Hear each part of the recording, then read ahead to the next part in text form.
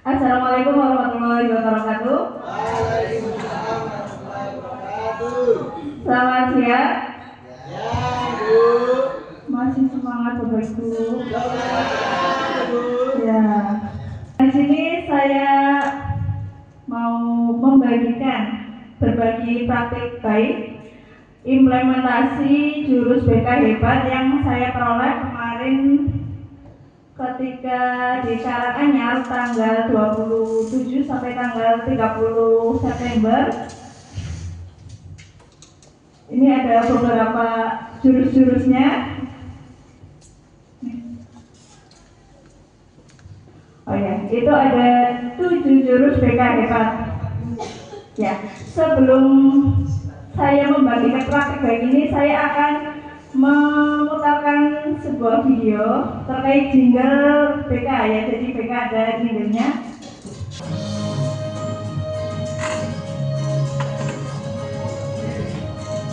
Ya, jadi terkait pelatihan yang sudah saya dapat selama 4 hari di Karanganyar, itu ada 7 materi yang saya peroleh. Yang metode AK ini ya, metode baru yang baru saya peroleh saat pelatihan. Apa sih itu metode AK? Ini sebenarnya adalah singkatan. Yang pertama, ada yang tahu Bapak Ibu? Oh, kok tahu? Kaget.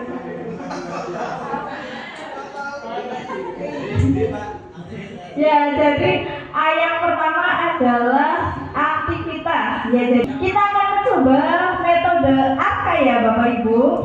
Jadi yang pertama kita akan melakukan aktivitas berupa permainan. Ya, jadi nanti ini dibagi menjadi 5 kelompok nih Bapak Ibu. Kemudian setiap kelompok akan mendapatkan properti untuk disusun agar menjadi menara. Ya, jadi nanti saya berikan kartu ini, kemudian monggo Bapak Ibu secara berkelompok menyusun properti ini. Kemudian yang ketiga, buatlah menara setinggi dan sekuat mungkin agar bisa menjadi pemenangnya. Ya, contohnya seperti yang di sebelah kanan. Nanti saya berikan waktu 5 menit ya Bapak Ibu. Sudah bisa dimulai nih, saya mulai dari sekarang.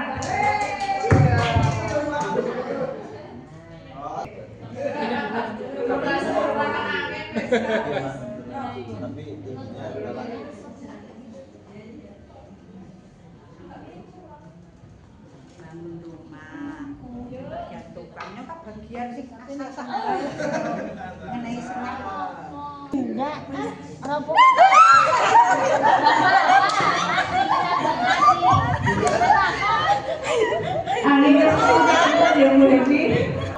Ya, setelah melakukan aktivitas selanjutnya adalah R.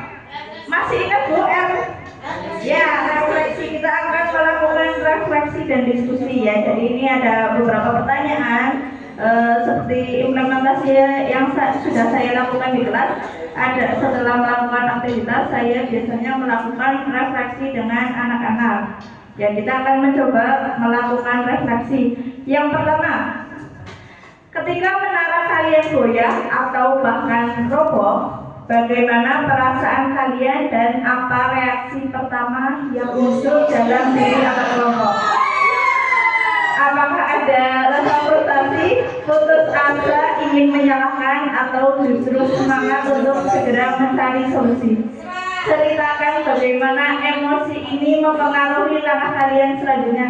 Dari beberapa kelompok ini, mungkin ada Bapak Ibu yang ingin menyampaikan pendapatnya mengenai perasaannya tadi.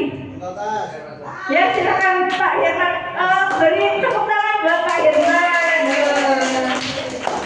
Kamu Sakina. Ini hanya singkat saja setelah saya beraktivitas dengan kelompok Pak Kunto dan juga begitu. Saya jadi lebih semangat karena dengan kolaborasi, dengan kerjasama, semua masalah itu jadi ringan.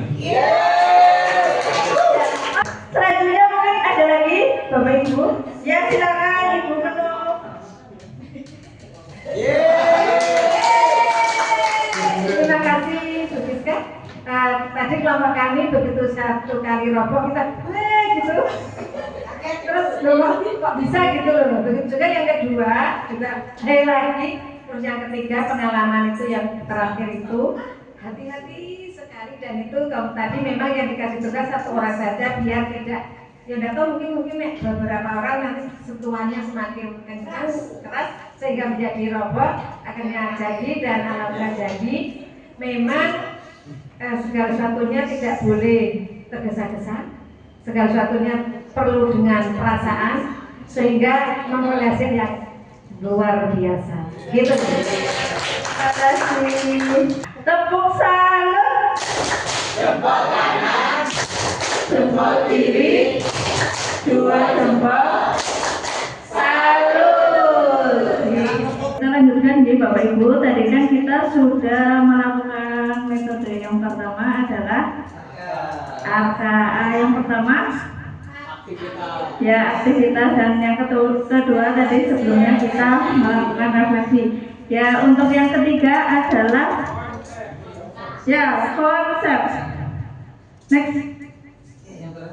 Ya ini ya konsep ya. Jadi kemarin 2 minggu yang lalu saya melakukan implementasi kepada peserta didik berupa 2 jurus atau 2 materi. Yang pertama itu materi jurus 1 atau kenali potensi, dan jurus yang kedua adalah kelola emosi. Next. Ya, jadi mengapa sih kok saya memilih jurus 1 dan jurus 2, kenapa enggak jurus yang lainnya? Salah satu alasannya itu karena berdasarkan hasil AKPD yang saya lakukan di setiap awal tahun pelajaran baru, itu menunjukkan 2,30% murid belum mengetahui tentang gaya belajar. Itu diambil dari 50 soal, jadi ada 50 permasalahan. Nah, salah satu butirnya itu terkait dengan gaya belajar. Yang kedua adalah hasil asesmen awal tentang gaya belajar yang saya lakukan.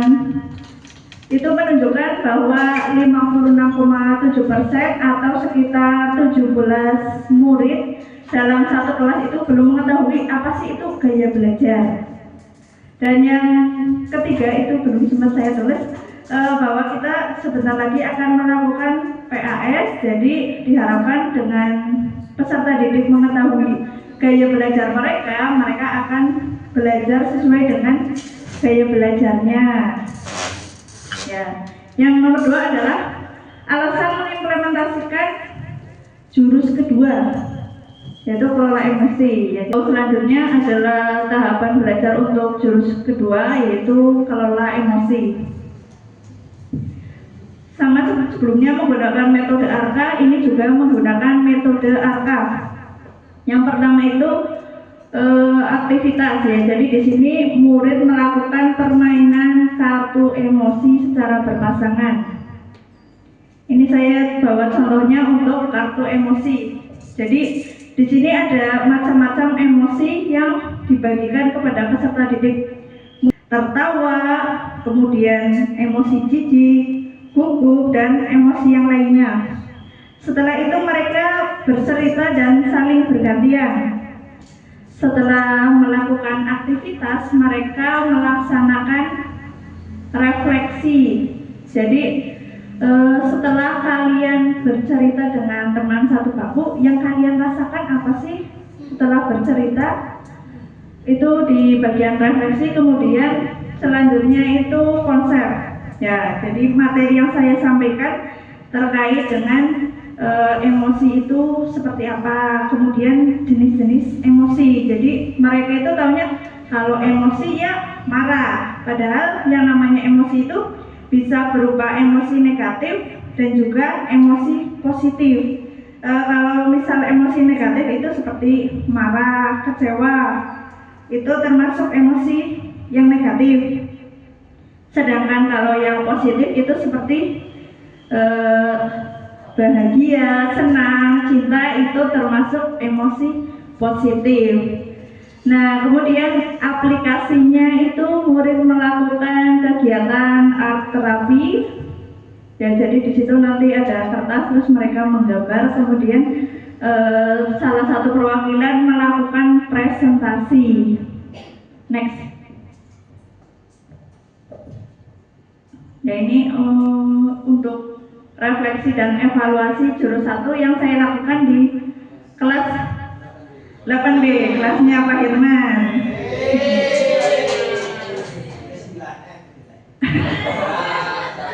Ya, jadi kegiatannya selama 2 jam pelajaran ya. Yang saya lakukan di hari Kamis minggu lalu, tanggal 23 Oktober. Di sini untuk sarana dan prasarana yang saya butuhkan menggunakan laptop, kemudian LCD, dan medianya saya menggunakan PowerPoint dengan temanya itu gaya belajar, serta aplikasi akupintar.id. Nah, saat pengerjaan kuis itu sedikit agak lama dikarenakan ada beberapa anak yang tidak membawa HP, jadi harus bergantian. Serta saat penataan tempat duduk untuk pengelompokan, jadi agak lama. Terus selanjutnya setelah pengisian di aplikasi Aku Pintar, kemudian menuliskan, semua murid itu berhasil mengetahui gaya belajarnya dan mampu membedakan jenis-jenisnya mulai dari kinestetika, visualkah, atau auditori. Serta mereka itu mampu menyusun rencana strategi yang akan dilakukan ketika belajar. Next.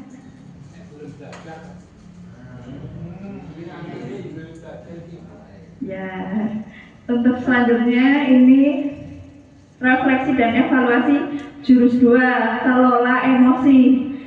Next.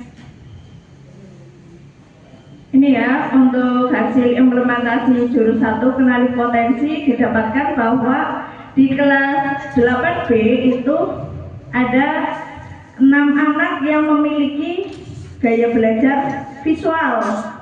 Kemudian ada 7 anak dengan auditori, dan juga yang paling banyak adalah kinestetik. Ya, next. Itu untuk contoh-contoh implementasi jurus pertama yang dilakukan di Aku Pintar. Ya, next. Nah, itu sedangkan untuk hasil implementasi yang jurus kedua, kelola emosi. Untuk secara langsung ini di Bapak Ibu. Ya, jadi ini beberapa gambar yang anak-anak gambar. Ini gambar. Ini ada yang cuma gambar ini, berarti di keterangan saya gambar emoji ini karena saya merasa selalu kesal kalah saat bermain game. Sedangkan tadi yang gaya belajar ini ya, kemarin peserta didik itu diminta mengelompokkan jenis-jenis ciri-ciri gaya belajar, maksudnya yang mana.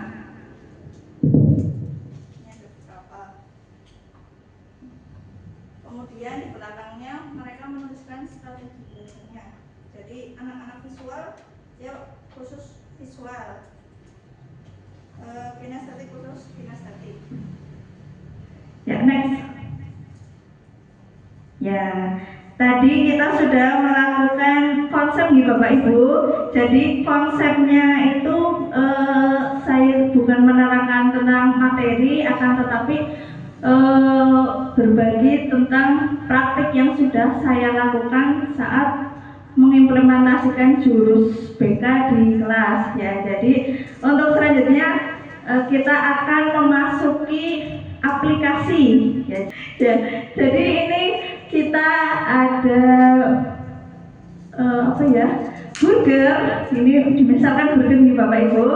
Ini burgernya ada apresiasi, koreksi, sama apresiasi lagi. Biasanya Bapak Ibu guru saat di kelas melakukan apresiasi ke Bapak Kak Frit. Biasanya dengan tepuk tangan atau dengan kalimat-kalimat ya. Ya, jadi saat kemarin pembelajaran ternyata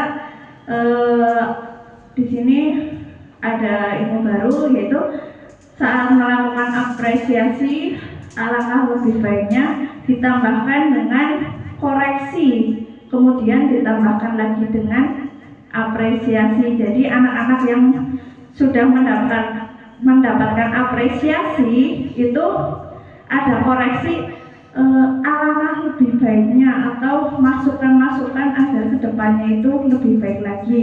Terus ditutup dengan apresiasi lagi. Ya, selanjutnya nanti kita akan melakukan aplikasi. Ini tadi malam saya buat contoh. Ceki ya, bukan Caki. Ceki, kamu punya potensi dalam melantunkan ayat suci Al-Quran. Tapi alangkah baiknya jika bapak atau ibu guru memberikan masukan, kamu perlu mendengarkannya terlebih dahulu.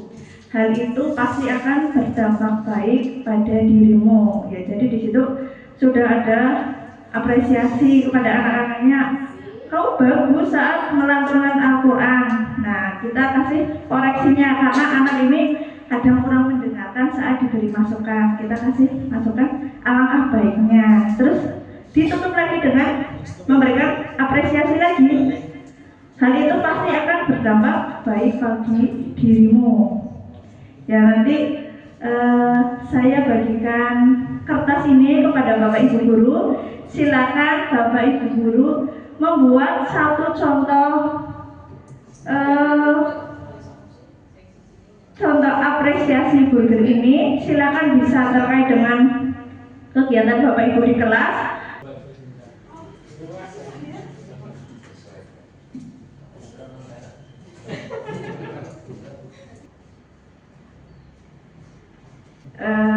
Ada yang mau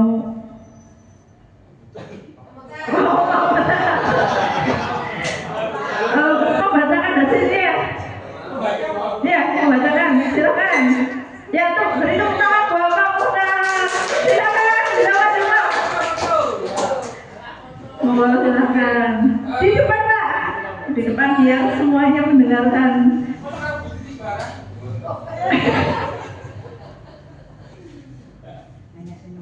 Ya, terima kasih. Jadi kebetulan kami tadi mengajar yaitu lompat jauh. Nah, ini saya hanya nulis, kamu tadi ketika melakukan lompatan pada lompat jauh itu sudah baik. Namun jika tadi saat kamu melakukan tolakan itu sambil pandangannya ke depan atas, ini mestinya nanti jarak yang ditempuh akan lebih jauh. Apresiasi yang mana, Kak? Apresiasi terakhir yaitu yang pertama baik, tidak bisa melakukan lompatan dengan baik. Terus bagian koreksinya. Namun, berarti kan ketika dia ini melakukan lompatan itu pandangannya masih ke bawah. Nah, kalau ke atas itu jarak yang ditempuh mestinya lebih jauh. Misalnya seperti itu. Baru sampai koreksi. Nah ini sudah apresiasi terakhir. Akhirnya ada apresiasi itu akan lebih. Jarak yang kamu dapatkan akan lebih jauh lagi.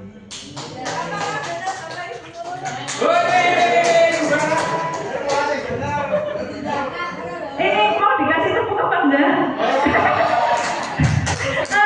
Tepuk salut, jempol kanan, jempol kiri, dua jempol, salut ya, salut ya pada Pak Mukhtar. Next, silakan Bapak Ibu kalau ada tanggapan atau penguatan dari Bapak Ibu sekalian. Ya, silakan. Pak Mutarsir, Pak Oh iya. Pak Mutar. Ini materinya bagus sekali nih. Asik. Saya sangat antusias, sangat semangat. Cuman saya soalnya ada kendala di kelas saya. Kalau menurut penjelasan semua kelas saya kelas terbaik, tapi kayaknya belum karena tetap ada masalah seperti itu. Saya dapat curhatan dari orang tua bahwa ada anak yang dibully gitu ya. Cuman saya juga bingung. Saya sudah memberikan masukan-masukan kepada anaknya, tapi tetap anak itu tidak berubah. Jadi akhirnya di sini kan saya butuh kayak ilmu psikologi dari jenengan itu ya. Pendampingan. Dan saya juga ngomong gimana caranya untuk ngatur si anak yang ya itu ada betul emosinya itu kan labil. Dibully sedikit saja sudah kayaknya dunia mau runtuh gitu. Bukan dunia runtuh ya, tapi dunia mau runtuh gitu. Saya bingung. Kayaknya benar ini benar, saya sangat butuh yang seperti ini. Penguatannya paling ya lebih banyak kegiatan seperti ini lagi. Terima kasih. Teman-teman. Terima kasih Pak Herman. Jadi intinya terkait dengan ya pembulian, kemudian saya minta contoh pembuliannya dilakukan. Jadi dalam setiap kegiatan dia tidak pernah mengikutkan itu. Saya cari ke teman yang sebelahnya, saya juga sudah teman suka sama dia, gitu kan. Antara dia yang punya persepsi yang kayak merasa diri kayak gitu, saya nggak tahu. Oh ya, jadi antara teman-temannya yang menjauh atau dianya yang merasa terbuli, ya. Oh ya, ya jadi kadang memang ada anak-anak yang merasa dirinya itu dikucilkan dari lingkungannya, dari teman-temannya. Padahal dia yang menjauh, ya. Jadi salah satu caranya mungkin kita melakukan pendekatan kepada anak.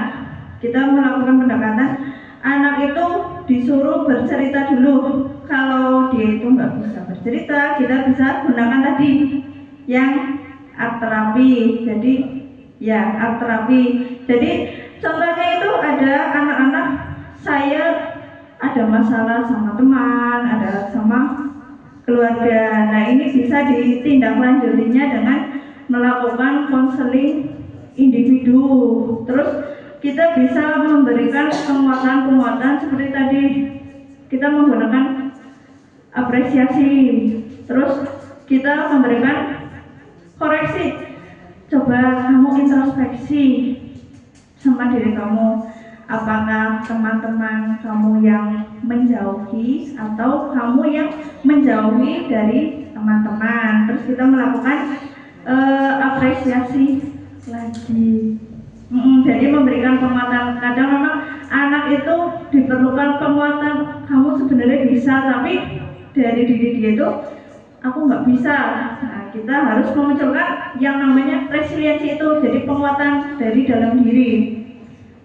Jadi begitu mungkin Pak. Jadi sama-sama. Ada lagi Bapak Ibu atau cukup? Kalau cukup saya cukupkan. Oh yang terakhir ada. Nah ini ada satu ya quotes. Terakhir semoga setiap ucapan dan tindakan kita yang sederhana akan menjadi langkah awal dari perubahan. Sekian dari saya, kurang lebihnya mohon maaf. Billahi taufiq wal hidayah. Wassalamualaikum warahmatullahi wabarakatuh.